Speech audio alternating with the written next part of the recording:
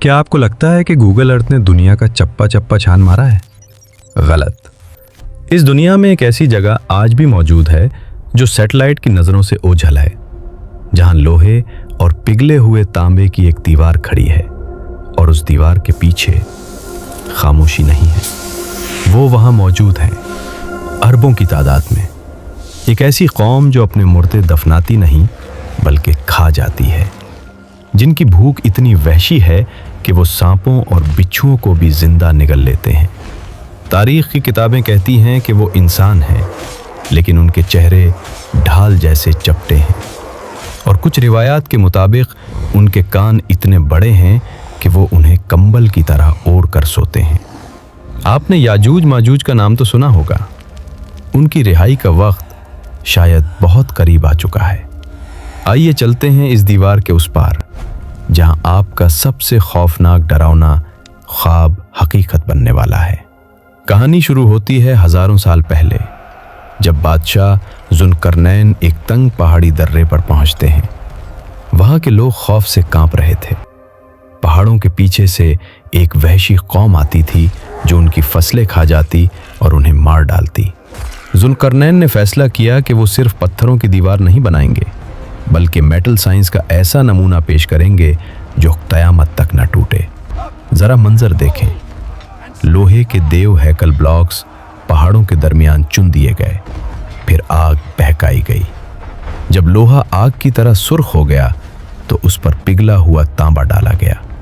साइंसदान जानते हैं कि जब लोहे और तांबे को मिलाया जाए तो वो पीतल या कौंसी जैसा सख्त तरीन मुरक्कब बन जाता है।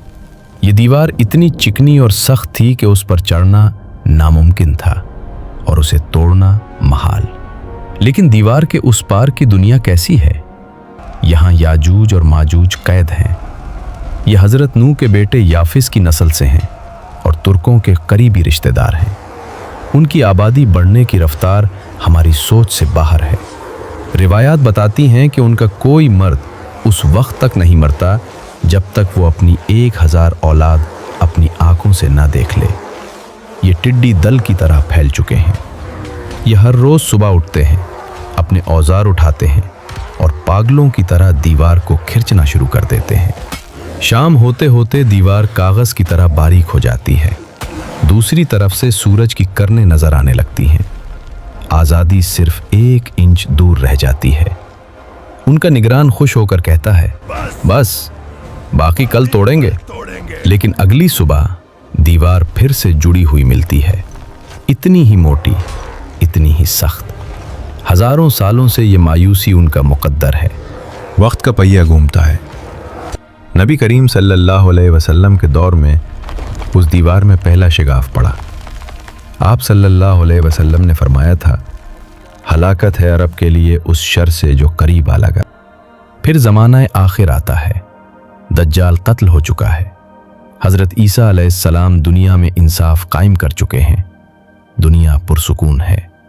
लेकिन अचानक अल्लाह की तरफ से हज़रत ईसा को एक हंगामी वही आती है, ए ईसा, अपने साथियों को लेकर फौरन कोहे तूर पर पनाह ले लो, क्योंकि मैंने अपनी ऐसी मखलूक खोल दी है जिससे लड़ने की ताकत किसी इंसान में नहीं, यहाँ तक कि तुम में भी नहीं।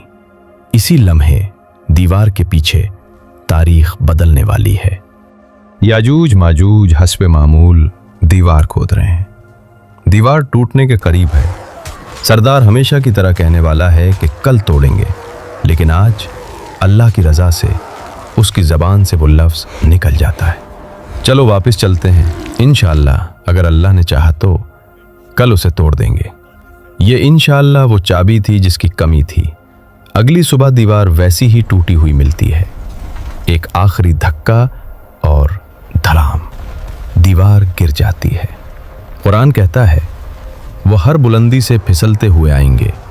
अब ज़मीन पर जो होगा वो क़यामत से कम नहीं। ये सबसे पहले इज़राइल में मौजूद बहरा तबरिया पर टूट पड़ेंगे। ये उस झील का सारा पानी पी जाएंगे। जब उनका आखिरी लश्कर वहाँ पहुँचेगा तो झील सूख चुकी होगी, धूल उड़ रही होगी। वो हैरत से कहेंगे, यहाँ कभी पानी हुआ करता था। ये दरिया खुश्क कर देंगे, खेत खा जाएंगे। रिवायात के मुताबिक ज़मीन पर कोई जानदार नहीं बचेगा।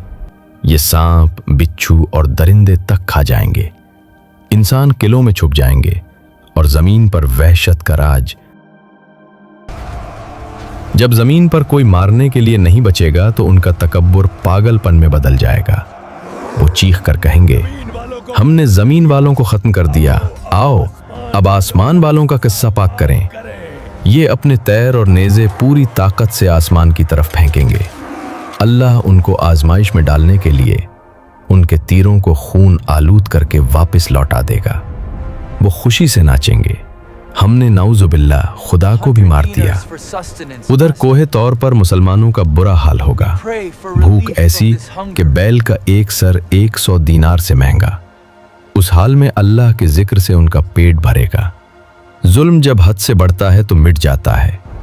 हजरत ईसा अलैहिस्सलाम अल्लाह के हुजूर हाथ उठाएंगे और अल्लाह उनकी गर्दनों में एक कीड़ा पैदा कर देगा और फिर एक ही लम्हे में करोड़ों याजूज माजूज मर जाएंगे।